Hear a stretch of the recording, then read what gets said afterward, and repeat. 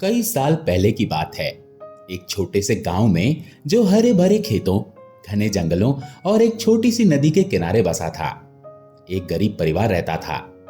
इस गांव का नाम था सूरजपुर, जहां सूरज की किरणें सुबह सुबह पेड़ों की पत्तियों पर पड़ती थी और हर तरफ शांति का आलम छाया रहता था।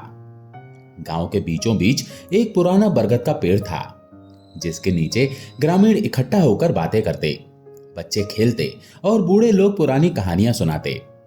सूरजपुर के लोग सादगी और मेहनत से अपनी जिंदगी बसर करते थे। लेकिन इस गांव में एक झोपड़ी ऐसी थी जो बाकियों से अलग थी, न सिर्फ अपनी टूटी फूटी हालत की वजह से, बल्कि उसमें रहने वाली एक बूढ़ी औरत की भक्ति की वजह से। उस झोपड़ी में रहती थी राधा माई, एक ऐसी बूढ़ी औरत जिसकी आंखें उम्र और बीमारी की वजह से धुंधली हो चुकी थी। राधा माई की उम्र करीब 70 साल की थी, लेकिन उनकी कमर झुकी हुई थी और हर कदम लाठी के सहारे ही पड़ता था। उनके साथ उनका बेटा रामू और बहू सावित्री रहते थे। परिवार की हालत इतनी खराब थी कि 2 वक्त की रोटी जुटाना भी एक जंग लड़ने जैसा था। उनकी झोपड़ी मिट्टी और फूस की बनी थी, जिसकी दीवारें बारिश में गलती थीं और छत हर बरसात में टपकती थी। सर्दियों में हवा के ठंडे झोंके झोपड़ी के भीतर तक घुस आते थे और गर्मियों में धूप मिट्टी की दीवारों को तपाने लगती थी। फिर भी राधा माई का मन कभी नहीं टूटा। उनका विश्वास था कि गणेश जी उनकी हर मुश्किल को आसान कर देंगे। राधा माई गणेश जी की परम भक्त थी। उनकी जिंदगी का हर पल गणेश जी को समर्पित था। सुबह उठते ही वे अपनी छोटी सी पूजा की चौकी पर दिया जलाती, गणेश जी की मूर्ति के सामने माथा टेकती और फिर दिन भर उनके भजन गुनगुनाती रहती। उनकी झोपड़ी में एक पुराना सा कैलेंडर टंगा था, जिसमें गणेश जी और लक्ष्मी माता की तस्वीर थी। वही उनकी पूजा का केंद्र था। हर गणेश चतुर्थी को राधा माई व्रत रखती, चंद्रमा को अर्घ्य देकर ही अन्न ग्रहण करती। उनकी भक्ति इतनी गहरी थी कि गांव के लोगों ने गणेश की माई कहकर पुकारते थे। वे अक्सर कहती, गणपति की सेवा मंगल मेवा, जो भगवान को भजे उसका बेड़ा पार हो जाए। राधा माई की जिंदगी में सुख के नाम पर कुछ नहीं था, न धन, न वैभव, न कोई ऐशो आराम। उनकी झोपड़ी में हवा के झोंके खुली दीवारों से आर पार निकल जाते थे। बारिश के दिनों में छत टपकती थी और सर्दियों में ठंड हड्डियों तक चुभती थी। रामू और सावित्री छोटे मोटे काम करते थे। रामू कभी खेतों में मजदूरी करता, तो कभी जंगल से लकड़ियां काट कर लाता। सावित्री गांव की कुछ औरतों के साथ मिलकर बांस की टोकरियां बनाती और उन्हें बाजार में बेचती। लेकिन इन सब के बावजूद परिवार की हालत सुधरने का नाम नहीं लेती थी। कई बार तो रात में सिर्फ एक रोटी और थोड़ा सा नमक खाकर सोना पड़ता था। फिर भी राधा माई के चेहरे पर कभी शिकन नहीं आती थी। वे हमेशा कहती, जो गणेश जी ने दिया वही बहुत है। एक दिन की बात है, गणेश चतुर्थी का पर्व नजदीक था। सूरजपुर में इस त्योहार का बड़ा महत्व था। गांव के लोग अपने घरों को सजाते, मिट्टी के गणेश जी की मूर्तियां बनाते और बाजार से मिठाइयां और पूजा का सामान खरीदते। लेकिन राधा माई के घर में उत्सव का नामो निशान नहीं था। फिर भी राधा माई ने कई दिनों से थोड़ा थोड़ा अनाज और गुड़ जमा किया था, ताकि वे गणेश जी के लिए लड्डू और खीर बना सकें। सावित्री ने भी अपनी मेहनत से कुछ पैसे बचाए थे, जिनसे उसने बाजार से थोड़ा सा दूध और चीनी खरीदा। उस दिन सुबह से ही राधा माई और सावित्री ने मिलकर झोपड़ी की साफ सफाई की। मिट्टी की दीवारों को गोबर और मिट्टी से लीपा गया और फूस की छत को थोड़ा ठीक किया गया। राधा माई ने अपनी पुरानी साड़ी को अच्छे से धोकर पहना और पूजा की तैयारियां शुरू कर दी। उनकी आंखें धुंधली थी, लेकिन उनके हाथों में एक अजीब सी ताकत थी, जो भक्ति से आती थी। रामू उस दिन खेत में काम करने गया था। वो थका आ रहा था, लेकिन मां की भक्ति को देखकर उसका मन हल्का हो जाता था। उसने सावित्री से कहा, मां की भक्ति तो सच्ची है, लेकिन अगर गणेश जी सचमुच सुनते हैं तो उन्हें हमारी गरीबी भी देखनी चाहिए।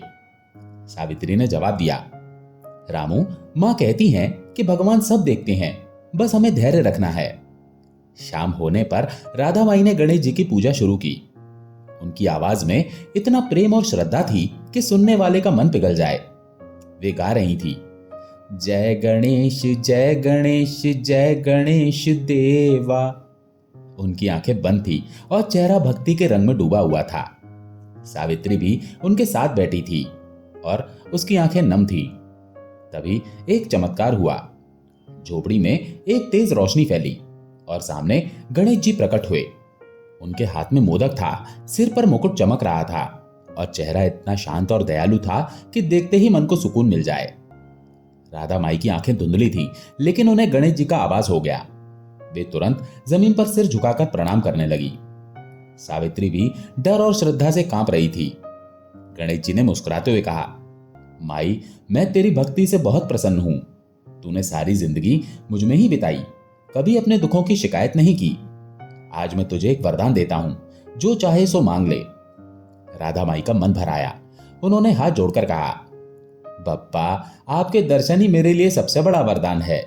मेरे मन की सारी इच्छाएं आपके चरणों में पूरी हो गईं। मुझे कुछ नहीं चाहिए। गणेश जी हंस पड़े और बोले, माई, तू तो मेरी सबसे भोली भक्त है, लेकिन मैं बिना कुछ दिए नहीं जाऊंगा। आज मैं थोड़ी जल्दी में हूं, कल शाम को फिर आऊंगा। तब तक तू सोच ले क्या मांगना है। इतना कहकर गणेश जी अंतर ध्यान हो गए। राधा माई को जैसे नींद से जागने का एहसास हुआ। उन्हें यकीन ही नहीं हो रहा था कि गणेश जी ने उन्हें दर्शन दिए, लेकिन उनकी भक्ति इतनी गहरी थी कि अविश्वास का कोई सवाल ही नहीं था। वे तुरंत अपनी लाठी टेकते हुए लड़खड़ाते कदमों से रामू के पास पहुंची। रामू उस वक्त खेत से लौटा था और थककर झोपड़ी के बाहर बैठा था। राधा माई ने हाँफते हुए सारी बात रामू को सुनाई। रामू को पहले तो मां की बात पर यकीन नहीं हुआ। उसने सोचा कि शायद मां ने कोई सपना देख लिया, लेकिन मां की आंखों में जो चमक थी उसने उसे सोचने पर मजबूर कर दिया। उसने कहा, मां, अगर बप्पा सचमुच आए हैं तो आप उनसे ढेर सारा धन मांग लो। हमारी गरीबी हमेशा के लिए दूर हो जाएगी। हम एक पक्का मकान बनाएंगे, अच्छे कपड़े पहनेंगे और पेट भर खाना खाएंगे। राधा माई ने बेटे की बात सुनी, लेकिन उनका मन पूरी तरह सहमत नहीं था। उन्हें लग रहा था कि धन से ज्यादा और भी बहुत कुछ है जो जीवन को सार्थक बनाता है। पास ही बैठी सावित्री सब कुछ सुन रही थी। वो मां के पास आई और बोली, मां जी, आप हमेशा कहती हैं कि बच्चे के बिना घर सूना सूना लगता है। आप बप्पा से एक पोता मांग लो। घर में बच्चे की किलकारी गूंजेगी तो सारे दुख दूर हो जाएंगे। सावित्री की बात में ममता थी और राधा माई का मन पिघल गया, लेकिन अब वे उलझन में पड़ गईं। बेटा धन मांगने को कह रहा था और बहू पोता। दोनों की बातें अपने अपने हिसाब से ठीक थीं। दोपहर का खाना खाने के बाद राधा माई पड़ोस में अपनी सहेली कमला के पास गईं। कमला और गांव की कुछ और औरतें एक पेड़ के नीचे बैठकर बातें कर रही थी। राधा माई ने अपनी सारी कहानी उन्हें सुनाई। पहले तो सबने उनका मजाक उड़ाया। कमला ने हंसते हुए कहा, अरे माई, तूने सपना तो नहीं देख लिया। लेकिन जब राधा माई ने अपनी भक्ति और गणेश जी के दर्शन की बात को पूरी शिद्दत से दोहराया तो सब चुप हो गए। फिर कमला ने गंभीर होकर कहा, माई, धन और पोता तो ठीक है, लेकिन तुझे सबसे पहले अपनी आंखें मांगनी चाहिए। तुझे कुछ दिखता नहीं, तेरा बुढ़ापा कितना मुश्किल से कट रहा है। आंखें मिल जाएं तो तू दुनिया को देख सकेगी, अपने काम खुद कर सकेगी। बिना आंखों के सब कुछ सूना है। बाकी औरतों ने भी कमला की बात का समर्थन किया। एक और पड़ोसन शांति बाई ने कहा, माई, तूने सारी जिंदगी दूसरों के लिए जिया है, अब अपने लिए कुछ मांग ले। आंखें मिल जाएं तो तेरा बुढ़ापा आसान हो जाएगा। राधा माई की उलझन और बढ़ गई। वे सोच में डूब गईं। पड़ोसी की बात भी ठीक थी। उनकी आंखों की रोशनी चले जाने की वजह से उन्हें हर छोटा मोटा काम भारी लगता था। वे दूसरों पर निर्भर रहती थी और ये बात उन्हें अंदर ही अंदर कचोटती थी। लेकिन बेटे और बहू की इच्छाएं भी उनके लिए कम महत्वपूर्ण नहीं थी। वे किसी का दिल नहीं दुखाना चाहती थी। शाम होने तक राधा माई अपनी लाठी टेकती हुई धीरे धीरे घर लौटी। उनकी कमर झुकी हुई थी और आंखों की धुंधलाहट की वजह से हर कदम सावधानी से रखना पड़ता था।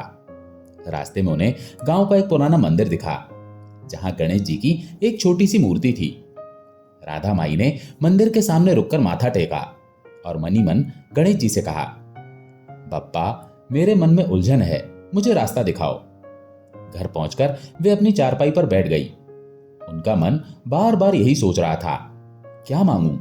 बेटे की बात मानूं, बहू की इच्छा पूरी करूं या अपनी आंखों की रोशनी मांग लूं?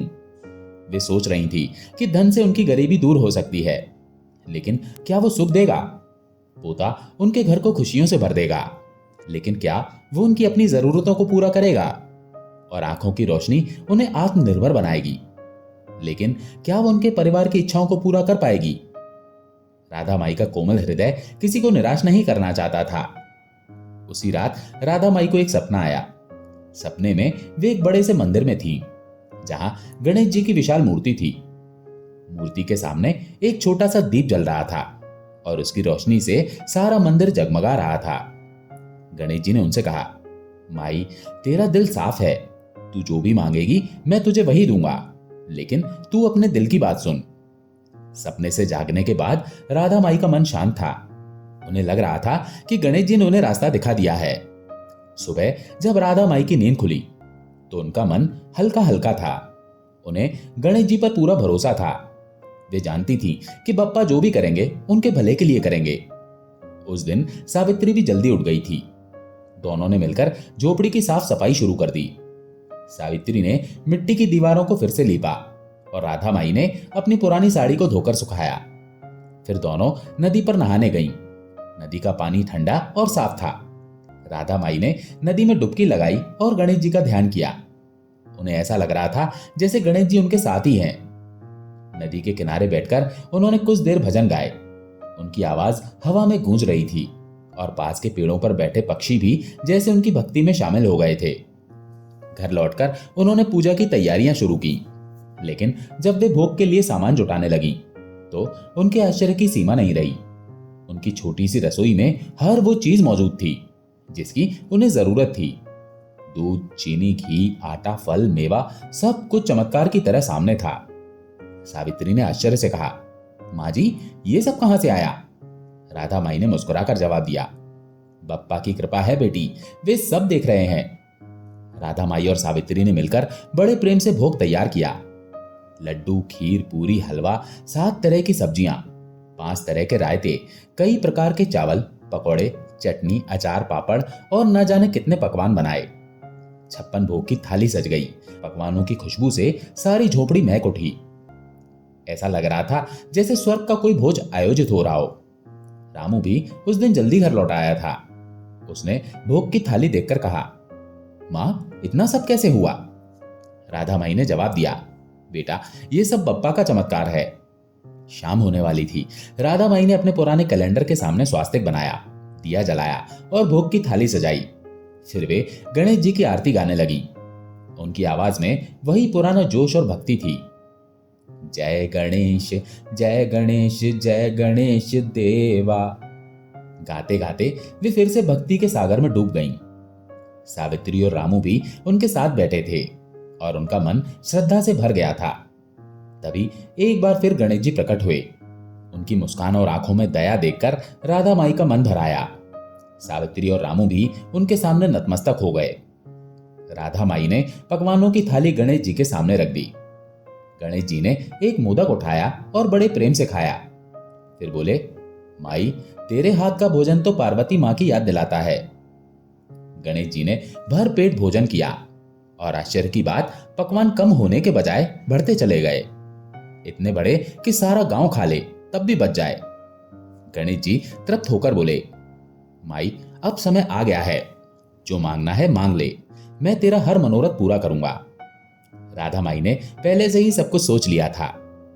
वे न अपने बेटे को निराश करना चाहती थी, न बहू को, और न ही अपनी जरूरतों को अनदेखा करना चाहती थी। उन्होंने हाथ जोड़कर कहा, बाबा, अगर आप मुझ पर प्रसन्न हैं तो मुझे 9 करोड़ की माया दें, निरोगी काया दें, अमर सुहाग दें, नाती पोते दें, मेरे समस्त परिवार और संसार को सुख दें और अंत में मोक्ष दें। गणेश जी उनकी चतुराई पर हंस पड़े और बोले, माई, तूने तो एक ही सांस में सब कुछ मांग लिया। तेरी भक्ति के आगे मैं हारा। जो तूने मांगा वो सब तुझे मिलेगा। इतना कहकर गणेश जी ने अपनी सूंड उठाकर आशीर्वाद दिया और एक तेज रोशनी के साथ अंतर ध्यान हो गए। उसी पल से राधा माई की जिंदगी बदल गई। उनकी झोपड़ी धन धान्य से भर गई। खेतों में फसल लहलहाने लगी। रामू को गांव के जमींदार ने अपनी जमीन की देखभाल करने की जिम्मेदारी दी, जिससे उसकी आमदनी बढ़ गई। सावित्री की गोद में एक सुंदर सा पोता आया, जिसकी किलकारी से सारा घर गूंज उठा। राधा माई की आंखों में रोशनी लौट आई। उनकी झुकी कमर सीधी हो गई। उनका पति, जो कई साल पहले परदेश चला गया था, लौट आया। गांव के लोग राधा माई के घर आने लगे। पकवानों का प्रसाद बांटा गया और हर कोई गणेश जी की कृपा की बात करने लगा। राधा माई का परिवार सुख और शांति से रहने लगा। लेकिन राधा माई की भक्ति में कोई कमी नहीं आई। वे हर दिन गणेश जी की पूजा करती और कहती, गणपति की सेवा मंगल मेवा। राधा माई की कहानी गांव-गांव में फैल गई। लोग दूर दूर से उनके दर्शन के लिए आने लगे। उनकी झोपड़ी अब एक छोटे से मंदिर की तरह हो गई थी, जहां लोग गणेश जी की पूजा करने और राधा माई का आशीर्वाद लेने आते थे। राधा माई हमेशा कहती, भक्ति में जो शक्ति है वो किसी धन या वैभव में नहीं। गणेश जी का नाम लो, सब दुख दूर हो जाएंगे। गांव में एक नया उत्साह जागा। लोग अब एक दूसरे की मदद करने लगे। राधा माई ने अपने धन का एक हिस्सा गांव के स्कूल को दान किया ताकि बच्चे पढ़ लिख सकें। उन्होंने एक छोटा सा अनाथालय भी शुरू किया, जहां बेसहारा बच्चों को आश्रय और शिक्षा मिलने लगी। सावित्री ने गांव की औरतों को बुनाई और सिलाई सिखानी शुरू की ताकि वे आत्मनिर्भर बन सकें। रामू ने खेती के नए तरीके सीखे और गांव वालों को सिखाए, जिससे फसल की पैदावार बढ़ गई। लेकिन हर कहानी में कुछ मोड़ आते हैं। कुछ साल बाद सूरजपुर में एक नया जमींदार आया, जिसका नाम था ठाकुर बलदेव सिंह। वो लालची और क्रूर था। उसने गांव की जमीन पर कब्जा करना शुरू कर दिया और गरीब किसानों से भारी कर वसूलने लगा। राधा माई का परिवार भी उसकी नजरों से नहीं बचा। ठाकुर ने रामू से कहा कि अगर वो अपनी जमीन का कर नहीं देगा तो उसकी जमीन छीन ली जाएगी। रामू और सावित्री चिंतित थे। उन्होंने राधा माई से कहा, मां, हमने इतनी मेहनत से सब कुछ बनाया है, अब ये ठाकुर हमारी खुशियां छीन लेगा। राधा माई ने शांत मन से जवाब दिया, बेटा, गणेश जी ने हमें सब कुछ दिया है, वे हमारी रक्षा भी करेंगे, बस भरोसा रखो। राधा माई ने गांव वालों को इकट्ठा किया और कहा, हमें डरने की जरूरत नहीं है। अगर हम सब एकजुट हो जाएं तो कोई हमें नहीं हरा सकता। गांव वालों ने राधा माई की बात मानी। उन्होंने ठाकुर के खिलाफ आवाज उठाई और उसकी जातियों का विरोध किया। राधा माई ने गणेश जी की विशेष पूजा का आयोजन किया और गांव की एकता के लिए प्रार्थना की। पूजा के दिन एक और चमत्कार हुआ। ठाकुर बलदेव सिंह ने रात में एक सपना देखा, जिसमें गणेश जी ने उसे चेतावनी दी कि अगर उसने गांव वालों पर अत्याचार जारी रखा तो उसका सर्वनाश हो जाएगा। ठाकुर डर गया और अगले दिन उसने गांव वालों से माफी मांगी। उसने कर माफ कर दिया और गांव की जमीन वापस कर दी। गांव वालों ने राधा माई की भक्ति और हिम्मत की तारीफ की। सूरजपुर फिर से शांति और समृद्धि का प्रतीक बन गया। राधा माई की कहानी अब सिर्फ एक कहानी नहीं थी, बल्कि एक प्रेरणा थी। लोग कहते थे कि राधा माई की भक्ति ने न सिर्फ उनके परिवार को बचाया, बल्कि पूरे गांव को एक नई जिंदगी दी। समय बीतता गया। राधा माई अब बहुत बूढ़ी हो चुकी थी। उनकी आंखें फिर से धुंधली होने लगी थी, लेकिन उनका मन अभी भी गणेश जी की भक्ति में डूबा रहता था। एक दिन जब सूरज डूब रहा था, राधा माई अपनी झोपड़ी के बाहर बैठी थी। उन्होंने अपने पोते गणेश को बुलाया और कहा, बेटा, गणेश जी का नाम कभी मत छोड़ना, उनकी भक्ति में सारी ताकत है। उसी रात राधा माई ने गणेश जी का नाम लेते हुए अपनी आंखें बंद की। गांव वालों का कहना है कि उस रात आकाश में एक तेज रोशनी दिखी और गणेश जी स्वयं राधा माई को अपने साथ ले गए। राधा माई को मोक्ष की प्राप्ति हुई, जैसा उन्होंने मांगा था। राधा माई की कहानी आज भी सूरजपुर में गाई जाती है। बरगद के पेड़ के पास एक छोटा सा मंदिर बन गया, जहां लोग गणेश जी की पूजा करते हैं। गांव के बच्चे राधा माई की कहानी सुनकर बड़े होते हैं और उनकी भक्ति की मिसाल हर घर में दी जाती है। सूरजपुर अब एक समृद्ध और खुशहाल गांव है, जहां लोग एक दूसरे का साथ देते हैं और गणेश जी की कृपा पर विश्वास करते हैं। राधा माई की जिंदगी एक सबक है कि भक्ति और हिम्मत से कोई भी मुश्किल हल की जा सकती है। उनकी कहानी हमें सिखाती है कि सच्चा सुख धन या वैभव में नहीं, बल्कि परिवार, एकता और ईश्वर पर विश्वास में है। और जब तक सूरजपुर में गणेश जी का मंदिर रहेगा, राधा माई की भक्ति की गूंज वहां हमेशा सुनाई देगी। दोस्तों, आशा है ये कहानी आपको पसंद आई होगी। अगर पसंद आई हो तो वीडियो को लाइक करके कमेंट में जय श्री गणेश जरूर लिखें। चैनल पर अगर पहली बार आए हैं तो चैनल को सब्सक्राइब अवश्य करें। जय श्री गणेश।